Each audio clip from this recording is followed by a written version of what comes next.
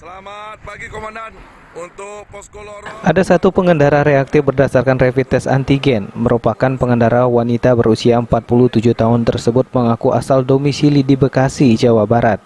Datang dari arah Prabu Muli, diputar balik di Pos Lorok, Indralaya Utara. Menurut Paur Humas Polres Ogan Ilir, Ibda Zulkarnain, mobil minibus menempuh perjalanan dari Prabu Muli menuju Bekasi.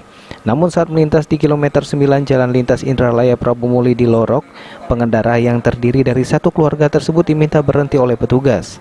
Dari jumlah beberapa orang anggota keluarga tersebut, hanya satu orang yang reaktif. Petugas lalu meminta rombongan ini memutar balik ke Prabu Muli untuk menjalani isolasi mandiri selama 14 hari. Sejak perpanjangan mudik selama 7 hari yang diberlakukan mulai tanggal 18 hingga 24 Mei, baru satu kasus reaktif pertama yang ditemukan petugas penyekatan di Lorok. Petugas menghimbau agar para pengendara untuk menunda mudik hingga perpanjangan mudik selesai, agar pengendara tetap mematuhi protokol kesehatan. Ahmad Romawi, Pal TV. Giat pemutar balik kendaraan dari arah Lahat menuju Palembang